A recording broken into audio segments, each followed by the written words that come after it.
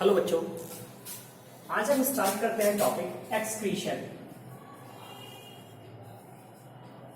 एक्सक्रीशंस। Then question arises, what is excretions? तो the process of expelling of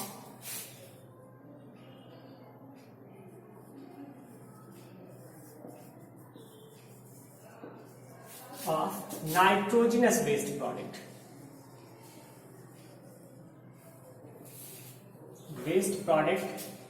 like ammonia, urea, uric acid, etc. from ammonia, urea and uric acid, etc. from out of body.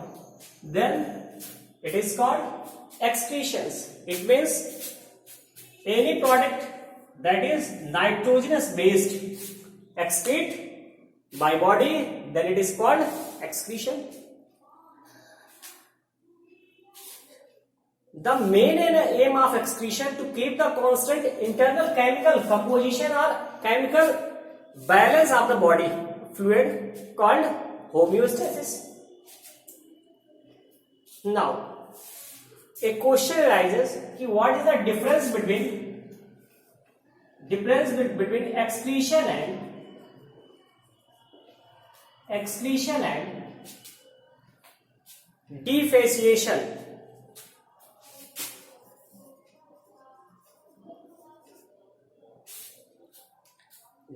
defasciation?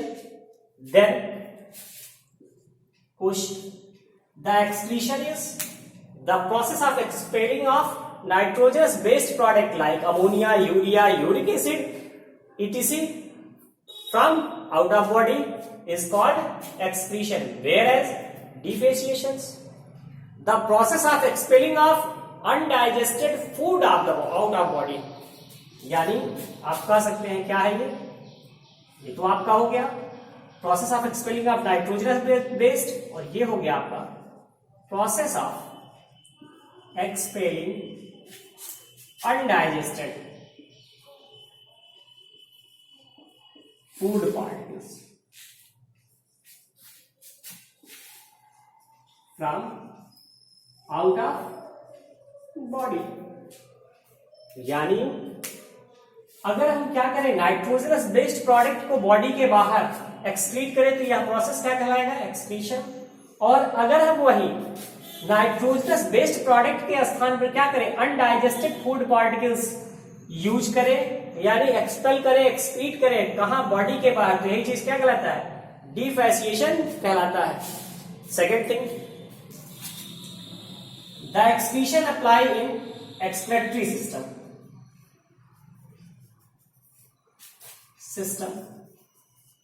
But the defecation apply in digestive system. Here the main organ is kidney, urethra, ureter and urinary bladder. Here stomach, intestine,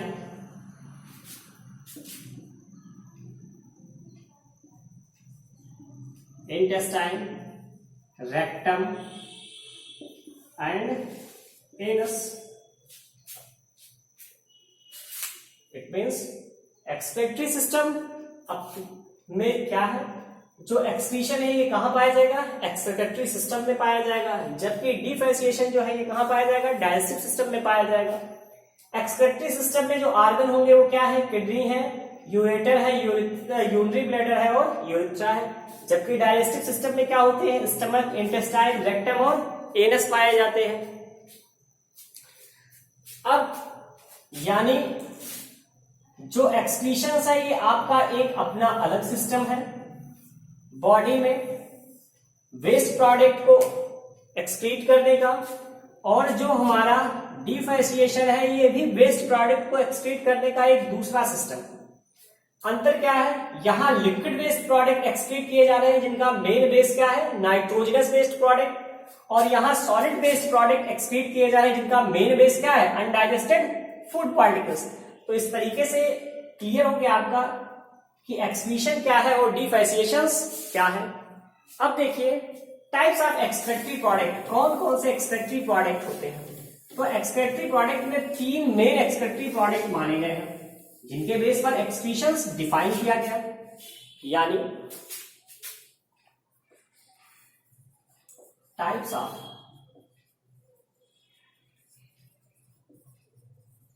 excretory product. तो 3 तो आपके main थे, कौन कौन, ammonia, urea और uric acid. ये 3 आपके main excretory product माने गए। इनके बेस पर, on the basis of that, the animal which excrete ammonia called एमाइनोटिलिक,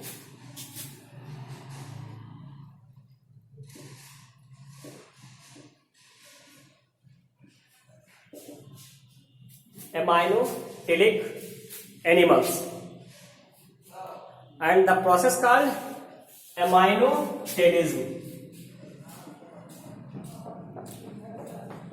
Aminotelism process name. Now the second term, urea. The animals which excrete urea called ureotelism. And the animal called ureotelic animal. Ureotelic animals. Whereas the animals which excrete uric acid, the animal called uricotelic animal. Uricotelic animal and the process called ureotelism. Ureotelism. So that 3 are main basic excretory product. Now the other excretory product. Other excretory products. ये 3 तो हमारे मुख्य उत्सर्जी पदार्थ हो गए। Ammonia हो गया, तो एनिमल्स जो अमोनिया एक्सक्रीट करता है वो क्या कहलाएगा, एमाइनोटेलिक एनिमल, और प्रोसेस कहलाएगा एमाइनोटेलिज्म। जो एनिमल क्या कर रहा है, यूरिया एक्सक्रीट कर रहा है, इसे क्या कहेंगे, यूरियोटेलिक एनिमल्स, और प्रोसेस कहलाएगा यूरियोटेलिज्म। जो एनिमल्स क्या करते हैं, यूरिक एसिड एक्सक्रीट करते हैं, ये क्या कहलाएंगे, यूरियोटेलिक एनिमल्स, और जो प्रोसेस होता है प्रोसेस क्या कहलाएगा, यूरियोटेलिज्म। अब फिर होता है कि अदर एक्सक्रीटरी प्रोडक्ट, इसके अलावा और कौन कौन से ऐसे प्रोडक्ट हैं जिनको हम as a excretory product read करते हैं। तो सबसे पहले नाम आता है क्रिएटिनिन। जो क्रिएटिनिन होता है, ये वेस्ट प्रोडक्ट में क्रिएटिनिन फॉस्फेट के रूप में एक्सक्रीट किया जाता है। इसके बाद आता है जैंथिन, हाइपोजैंथिन, या इसी को हिप्पोजैंथिन भी कहते हैं, हाइपोजैंथिन। अब फिर क्वेश्चन से राइज होता है कि जो हाइपोजैंथिन और जैंथिन है, क्या इसके सिवा और भी कोई है, तो थायमिन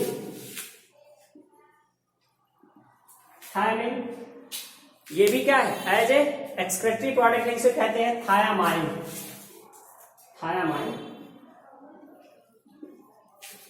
कुछ बुकों में थायामाइन के नाम से है। अदर में फिर तीसरी जो कैटेगरी बनती है, वो तीसरी कैटेगरी हमारी कहलाती है हिप्यूरिक और ऑर्निथ्यूरिक एसिड।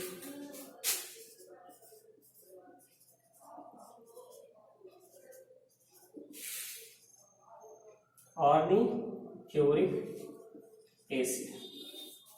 अब यहां क्वेश्चन होता है हिप्यूरिक कब रहेगा, ऑर्निथ्यूरिक कब रहेगा।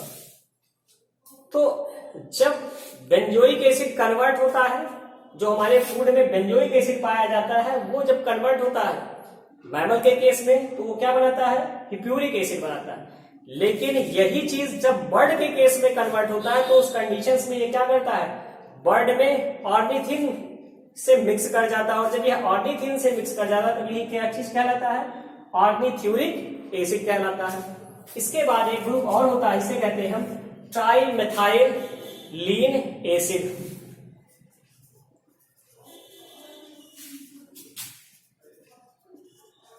ट्राइमेथाइलीन एसिड।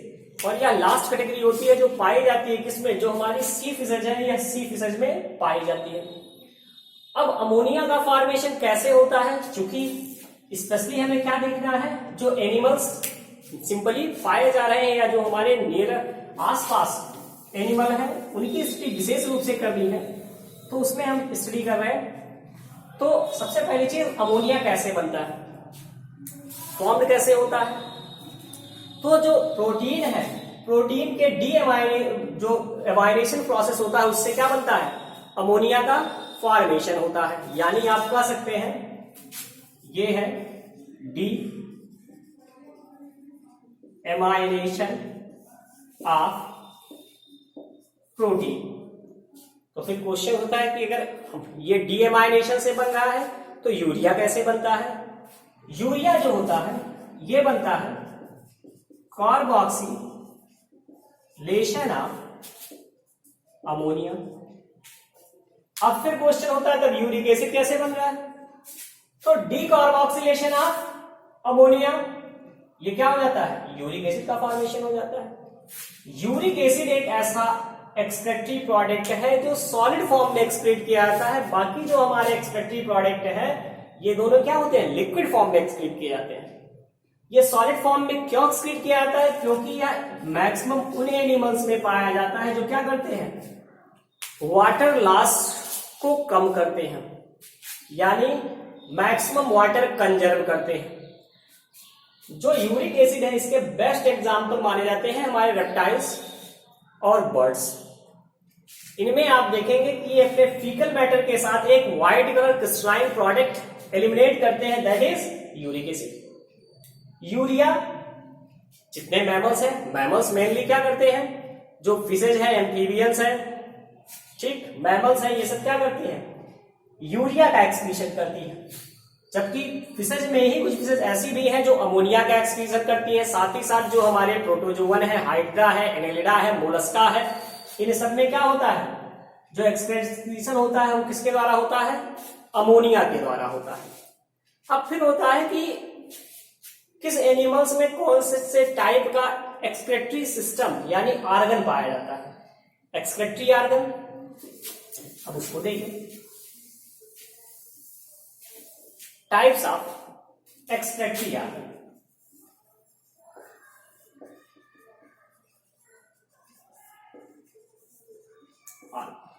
अब इसमें सबसे पहले हम बात करते हैं प्रोटोजोआ की। तो जो प्रोटोजोआ है इसमें जो एक्सक्रीशन होता है वो प्रोसेस कहलाता है ऑस्मोरेगुलेशन। और ऑस्मोरेगुलेशन का जो प्रोसेस होता है या कंट्रोल होता है कॉन्ट्रेक्टाइल वैक्यूल के द्वारा, और इसीलिए जो एक्सक्रेटरी आर्गन यहां हो जाता है वो क्या होता है, कॉन्ट्रेक्टाइल वैक्यूल। दूसरा पोरीफेरा। अगर हम बात पोरीफेरा की करें तो इसमें क्या होता है, डायरेक्ट बॉडी डिफ्यूजन के द्वारा ही क्या होता है, एक्सक्रीशंस कर दिया जाता है, यानी स्किन लेवल होता है। तीसरा हाइड्रा, यानी फाइलम सिलेंड्रेटा की बात करें तो यहां भी क्या होता है, डिफ्यूजन।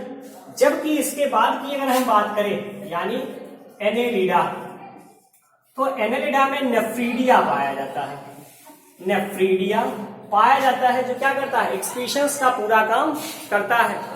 नेफ्रीडिया के बाद अगर हम बात करें अगला फाइलम मोलस्का। जो मोलस्का होता है इसमें जो एक्सक्रीशन होता है वह एक्सक्रीशन किसके द्वारा होता है, आर्गन ऑफ बोजाइनस के द्वारा होता है, आर्गन ऑफ बोजाइनस के द्वारा पाया जाता है। अब अगर हम बात करें इसके बाद के जितने भी एनिमल्स हैं, यानी जितने भी हमारे हायर एनिमल्स हैं, चाहे वो फिशीज हो, एम्फीबिया हो, रेप्टाइल्स हो या मैमल्स हो, इन सब में अगर एक्सक्रीशन की बात की जाए तो इन सब में जो एक्सक्रीशन होता है वो क्या होता है, किडनी के द्वारा कंप्लीट होता है। Okay, thank you.